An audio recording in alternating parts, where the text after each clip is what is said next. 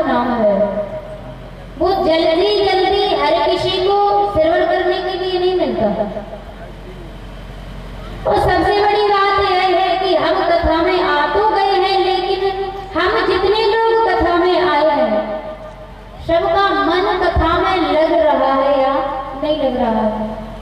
क्योंकि कथा में सिर्फ आने से ही फायदा नहीं है, कथा को मन से सुनना है, कथा को मन से सुन करके उस पर चिंतन करना है, चिंतन करने के बाद में अपने जीवन में कहीं ना कहीं उसे उतारना है। और जब आप अपने जीवन में कथा को थोड़ा बहुत ही अगर उतार लोगे तो भगवान की कथा है, काम तो आएगी ही आएगी। और सच पूछा जाए तो भगवान के नाम के अलावा कुछ काम आने वाला नहीं है।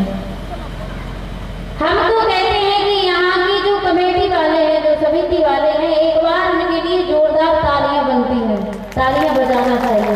क्योंकि कितनी मेहनत से कहा जाता है कि जो शुभ कार्य होते हैं, भगवान के कार्य होते हैं, उनमें कठिनाइयां थोड़ी ज्यादा आती हैं, लेकिन भगवान कहते हैं कि एक बार आप सोचो तो उसे पूरा मैं करूंगा। और आज आप सबने देखा कलश यात्रा में जब गए तो पूरा भगवामय हो गया था। भगवान तो भगवा देख करके ही बड़े प्रसन्न हो गए होंगे, क्योंकि हनुमान को राम क्यों ज्यादा मानते हैं? क्योंकि वो भगवा प्रिय है, उन्हें भगवा पसंद है, पूरे तन से सिंदूर लगाए रहे थे। तो आज सारे के सारे हनुमान बने थे और भगवान कहते हैं कि जो हनुमान बनेगा हम उसी को मिलेंगे। हनुमान का अर्थ है जो अपनी इंद्रियों का हनन कर दे, जो अपने अभिमान का हनन कर दे, वही हनुमान है। तो आज हमने देखा कि आप सब हनुमान बने थे, केवल और केवल भगवान की भक्ति में लीन थे। और हम चाहते हैं कि आज कथा में हम प्रवेश करेंगे और सात दिन कथा चलेगी, तो इसी प्रकार से अपना तन मन धन सब दे करके इस कथा को विश्राम की तरफ ले जाना है। तो सहयोग सबका है, सबका रहेगा। और कहीं कहीं पर हमने देखा जहां जाते हैं तो कलश यात्रा की दिन थोड़ी बहुत कहीं ना कहीं झंझट हो जाती है, लेकिन यहाँ कुछ भी नहीं है, एक दूसरे की बात बड़े प्रेम से मान रहे हैं। और यहाँ के जो लोग हैं, नाम तो हम नहीं जानते, जो कमेटी वाले हैं उन्हें पता था कि पैसा होना बड़ी बात नहीं है, धनवान बनना बड़ी बात नहीं है। पैसा तो आप कुछ भी करके कमा सकते हो, पैसे वाले आप कुछ भी करके बन सकते हो, लेकिन इन्हें ये पता है कि कहीं ना कहीं थोड़ा बहुत पैसा लगाना कहाँ चाहिए। और यहाँ पर जो लगाएगा, भगवान की कथा में जो लगाएगा, भगवान कहते हैं फिर कहना ही क्या है। भगवान को जो हम एक गुनाह देते हैं, भगवान कई गुना बढ़ा करके हमें वापस कर ही देते हैं। तो आप सबकी मेहनत से आज भगवान की कथा हम और आपको श्रवण करने को बन रही है, तो क्यों ना इसका लाभ लिया जाए। जैसे गंगा में जो जल बहता है, और गंगा जल जब बहता है तो हम उसमें स्नान करने जाएं या ना जाएं, वो एक जगह ठहरता नहीं है, बहता ही रहता है। ठीक उसी प्रकार आपके यहाँ, आपके गांव में ये ज्ञान रूपी गंगा, ये भक्ति रूपी गंगा 7 दिन के लिए आपके यहाँ खूब बहेगी। अब जिसको स्नान करना है वो आ सकता है, और नहीं करना है तो ये बह तो रही है, किसी का इंतजार करने वाली नहीं है।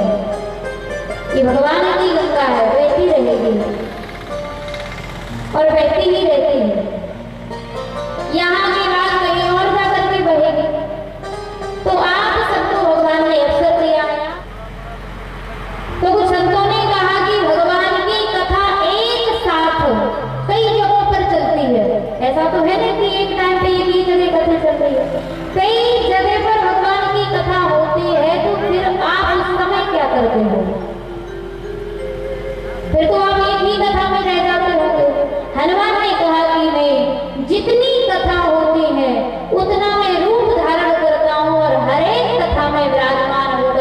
भगवान की कथा को श्रवण करता हूँ, भगवान की कथा को सुनता हूँ। तो इन 7 दिनों में हमें हनुमान बनना है, चाहे कुछ हो जाए।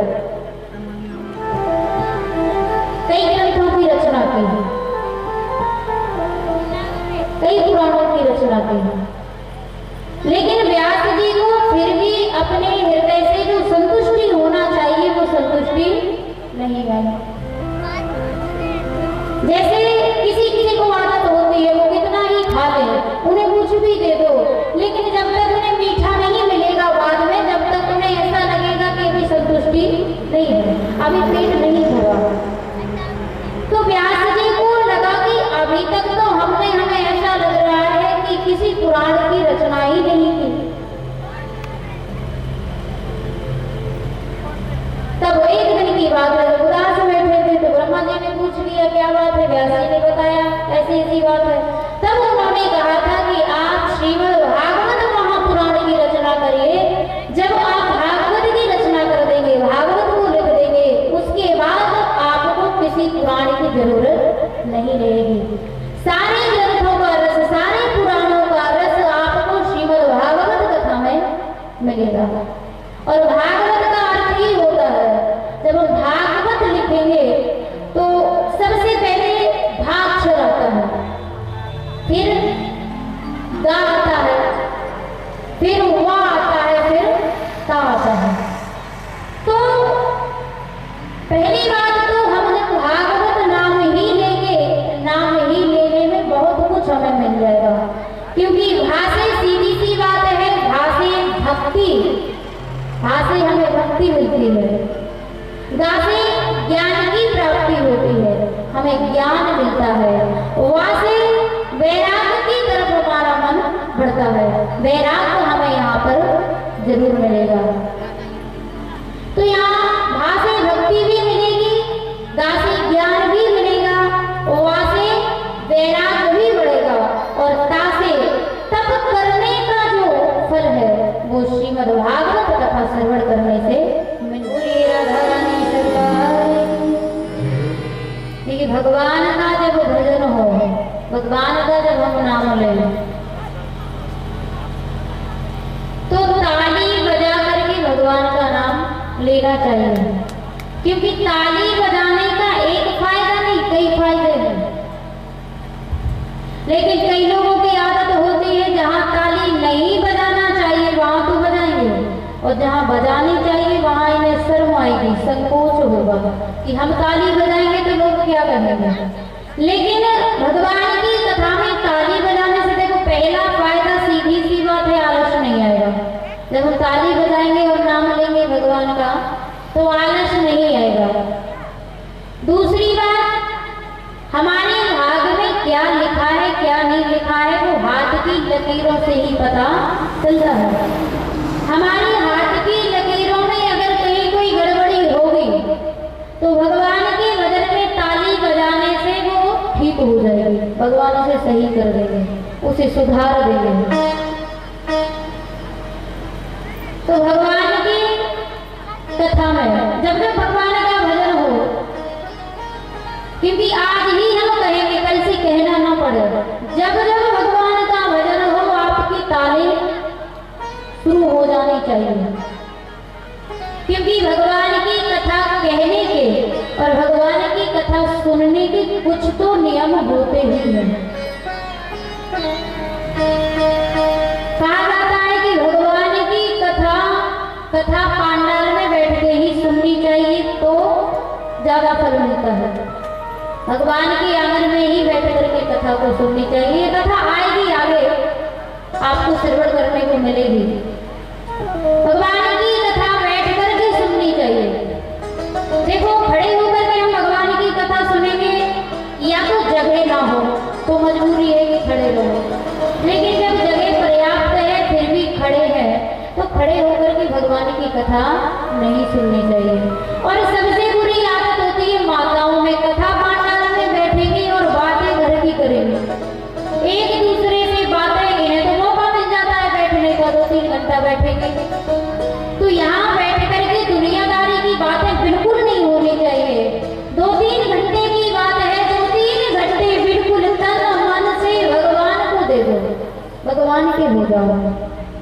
आप कथा के बाद घर जाओ, खूब अपना घर का कार्य करो, खूब अपना मन इधर उधर कर लो, लेकिन जब तक कथा में है प्रयास करो, कोशिश करो कि हम सिर्फ और सिर्फ भगवान के होकर के यहाँ पर रहें। और सच में जैसा माहौल होता है वैसा ही हमारा मन हो जाता है, क्योंकि जैसा करेंगे संग वैसा होगा रंग। तो यहाँ तो भगवान का संग है, इसे सत्संग ही कहा जाता है। सत्संग का मतलब या तो आप सत्य का संग कहिए, दुनिया में सब झूठ है, सत्य अगर है तो वो सत्संग है, वो भगवान का नाम है। तो आइए प्रथम श्लोक में हम प्रवेश करते हैं। बोलिए राधा रानी सरकार की सच्चिदानंद रूपाय विश्वोत्पत्त्यादि हेतवे तापत्रय विनाशाय श्री कृष्णाय वयं नमः। प्रथम श्लोक क्या कहता है? सच्चिदानंद रूपाय। सच्चिदानंद को आप अलग अलग करिए, सत चित आनंद। तो सबसे प्रथम यही बताया गया है कि इसके अलावा कुछ सत्य नहीं है, भगवान की कथा के अलावा और भगवान के अलावा इस संसार में दूसरा कुछ सत्य है ही नहीं। लेकिन हम ये बात जानते हैं कि भगवान के नाम के अलावा कुछ सत्य नहीं है, लेकिन जानते हैं, लेकिन मानने को तैयार नहीं होते। और आपको पता है, जब एक बालक होगा वो भगवान की तरफ अगर बढ़े, भगवान की कथा में ज्यादा जाए, मंदिर में ज्यादा जाए, तो हम और आप ही रोक देते हैं उसको कि अभी मान जाओ, अभी भक्ति ना करो, अभी आपकी उम्र भक्ति की नहीं है। यहाँ यह कहकर के हम और आप भूल कर देते हैं। अगर एक छोटा सा बालक भगवान की तरफ बढ़ रहा है तो उसे बढ़ने दो। अगर हम जिस राह पर नहीं चल पाए, कम से कम वो तो चलेगा, वो तो चल रहा है, तो हम उसे रोक देते हैं। दुनिया वाले रोक देते हैं कि नहीं, अभी तो खेलने खाने की उम्र है, भजन करने की उम्र नहीं है, भगवान की कथा सुनने की उम्र नहीं है। जब वो थोड़ा सा बड़ा होता है, जब जवान होगा, तो उसे बताया जाता है कैसे कमाना है, कैसे खाना है। और जब बुढ़ापा आएगा तो उसे खुद लगने लगता है कि अब हमें दूसरे के सहारे की जरूरत है। और आप सोच करके देखो, जो लोग कहते हैं कि भगवान की भक्ति बुढ़ापे में करनी चाहिए, बुढ़ापे में तो हमें खुद ही लगेगा कि कोई हमें एक गिलास पानी दे दे, हम क्या भगवान को स्नान कराएंगे? हम बाहर टहलने के लिए तो निकल नहीं पाएंगे, हम क्या तीर्थ पर जाकर के तीर्थ करेंगे? जब आपको समझ में आ जाए तभी प्रारंभ कर दीजिए। लेकिन हम और आप दुनिया के झंझटों में उलझे हैं। किसी संत ने कहा है कि दुनिया इतनी उल्टी है, ना तो भगवान की तरफ बढ़ेगी, अगर आप बढ़ रहे हो तो आपको बढ़ने भी नहीं देगी। क्योंकि हमारे आपको सबको यही बताया गया है, क्या कि बचपन में बताया गया धराधाम सत्य है, जवानी में समझाया गया अर्थ काम सत्य है। और जब ये पंछी पिंजरा छोड़ के उड़ा, तो अंत में बताया गया राम नाम सत्य है। राम का नाम सत्य है, ये कब बताया जाता है? जब हम अपने प्राणों को त्याग देते हैं, जब हमारे प्राण निकल जाते हैं। आपने देखा होगा, किसी की मृत्यु हो जाए और उसे लोग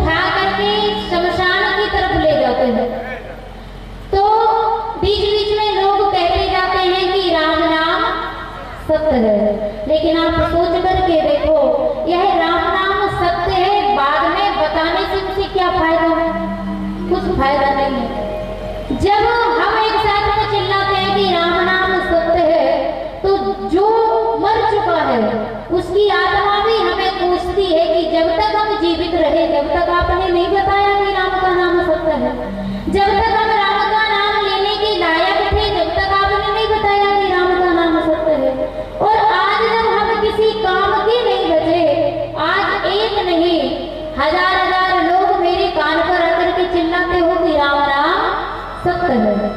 तो ये राम का नाम सत्य है, जब समझ में आ जाए तभी समझ लो। और ये सत्यता है, आप मानो ना मानो, भगवान के नाम के अलावा कुछ सत्य नहीं है। आप मन को समझा सकते हैं, कहीं पर भी उलझ जा सकते हैं, लेकिन आपको ये मानना पड़ेगा कि भगवान के अलावा कुछ सत्य नहीं है। जो प्रारंभ में सत्य था, जो अभी सत्य है और जो अंत में भी सत्य रहेगा, वही सच्चिदानंद है। उसी को सच्चिदानंद कहा जाता है। भगवान के अलावा कुछ सत्य नहीं है। तभी तो किसी सत्य ने कहा है कि भजने प्राणी रे अज्ञानी, ये तो 2 दिन की जिंदगानी प्रथा भटक रहा है, प्रथा भटक रहा है।